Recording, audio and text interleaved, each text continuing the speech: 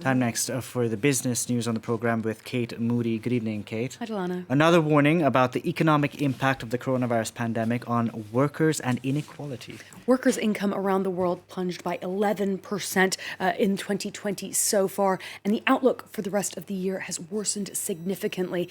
That's according to a new report from the UN's International Labour Organization, which described the losses as catastrophic, especially for lower-income families across the globe. Luke Schrago reports. The United Nations Labour Agency knew the pandemic would hit workers around the world, but it seems to have underestimated just how badly. The impact has been catastrophic. We estimate in this monitor, once we exclude the impact of government support measures, that global labour income declined by an extraordinary, a massive 10.7% in the first 9 months of 2020. That's a loss of 5.5% of the entire world's GDP, $3.5 trillion.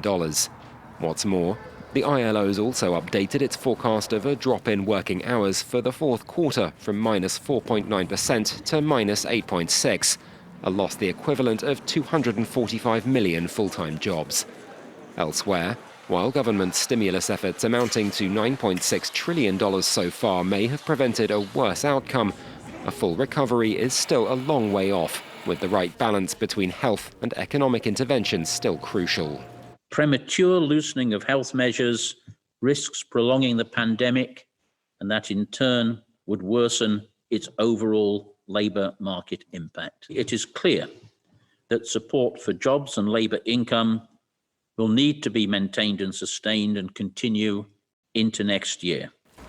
Nevertheless, the ILO found that kind of support to be worryingly unequal and mostly deployed in richer countries, with developing nations collectively needing almost $1 trillion in stimulus just to maintain the gap that existed before the pandemic. The French government has announced plans to double the amount of paid paternity leave from 2 to 4 weeks.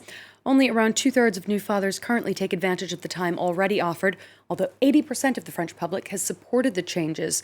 The new measures will cost around 500 million euros for France's social security system. They'll take effect next summer, and they will be then among the most generous in Europe. In Spain, for example, new fathers have up to 12 weeks of paternity leave, compared to 9 weeks in Finland, 5 weeks in Portugal, and just 1 week in Italy. Germany has no statutory minimum. Sweden, meanwhile, allots 480 days of paid leave to be divided among 2 new parents. While announcing the changes in an Instagram video, President Emmanuel Macron said it was a crucial step for families as well as for gender equality. Cette mesure du congé paternité, elle est extrêmement importante dans tout le travail que nous menons depuis le début du quinquennat pour une plus grande égalité entre les femmes et les hommes. Bien évidemment, il y a beaucoup de mesures à prendre pour contrer cela, pour permettre justement de corriger ces inégalités. Mais il y en a une absolument essentielle, c'est de laisser le temps aux parents de s'occuper et d'aimer leur enfant. Let's check in on the day's trading action now. The major European indices closed higher. The FTSE 100 was up over 1% in London, the CAC 40 about 2/3 here in Paris. This despite new data showing a sharp slowdown in manufacturing activity across the Eurozone in September. Wall Street is trending sharply lower in another tech-driven sell-off. The Dow Jones shedding about 250 points this hour. The Nasdaq is down nearly 2%. Tesla shares are down around 9% after its announcements of a cheaper electric car and a new generation of electric batteries underwhelmed investors. In another chapter of trade tensions between Washington and Beijing, Chinese state media have appeared to suggest that authorities there could block the pending deal between TikTok and Oracle. The editorial boards of China Daily and the Global Times have this week described the arrangement as dirty and said it was not in China's interest.